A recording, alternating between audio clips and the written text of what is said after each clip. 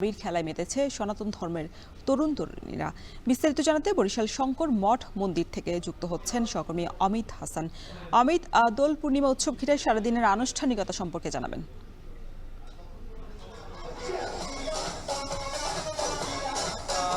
বরিশালে দোল উৎসবকে ঘিরে নানা আয়োজনে কিন্তু উদযাপন করা হচ্ছে এবং এই মুহূর্তে বরিশালের ডিজে পার্টির সাথে নাচছেন বরিশালের যারা তরুণ তরুণী রয়েছেন তারা। আমার পেছনের চিত্র যদি এই মুহূর্তে দেখাই তাহলে দেখবেন যে তারা কিন্তু নানা আয়োজনে আনন্দ করছেন এবং এই উৎসবকে ঘিরে সকাল থেকেই এই মন্দির প্রাঙ্গণে আমরা দেখেছি যে এখানে যারা দর্শনার্থী রয়েছেন তাদের একটি ভিড়। এবং এই মুহূর্তে সকালে দোল উৎসব শুরু হয়েছে সকাল 10টার দিকে এবং তারপর থেকেই কিন্তু এই আয়োজনে আনন্দের কোনো কমতি আমরা দেখতে পাচ্ছি না।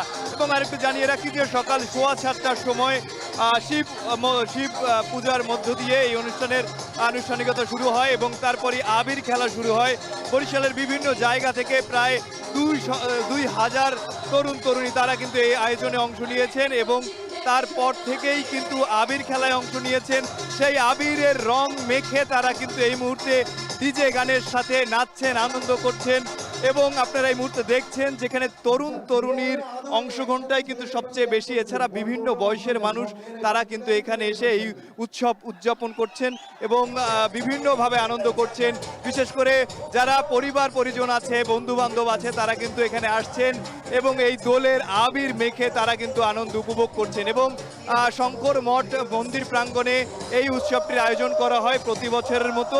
এবছরও এই আয়োজনটি করা হয়েছে এবং যারা এখানে আগতরা রয়েছেন, বিশেষ করে সনাতন ধর্মাবলম্বীরা রয়েছেন, তারা বলছেন আগামীতে এই উৎসব আরো বড় করে হবে এমন প্রত্যাশা। এবং এবার গত বছরের থেকেও বড় হয়েছে, আগামীতে যেন আরো সুন্দর পরিবেশে আরো বড় আকারে এই উৎসব আয়োজন করা হয় এমনটাই প্রত্যাশা নিয়েছেন। এবং যারা আয়োজক রয়েছেন তারা বলছেন যে এই উৎসবকে সবার মাঝে ছড়িয়ে দিতে এমন আয়োজন তারা করেছেন এবং আগামীতেও এই আয়োজন অব্যাহত থাকবে বলেও জানিয়েছেন যারা আয়োজক কমিটির সদস্যরা রয়েছেন তারা। এবং এই উৎসবকে ঘিরে বরিশালের বিভিন্ন জায়গা থেকে যারা সনাতন ধর্মাবলম্বীরা রয়েছেন তারা কিন্তু এসেছেন এবং এই উৎসব উদযাপন করছেন। এবং এই উৎসবে প্রায় 2000 তরুণ তরুণী সহ বিভিন্ন বয়সের মানুষ অংশগ্রহণ করেছেন এবং এই মুহূর্তে ডিজে গানের সাথে কিন্তু নাচ পরিবেশন হচ্ছে।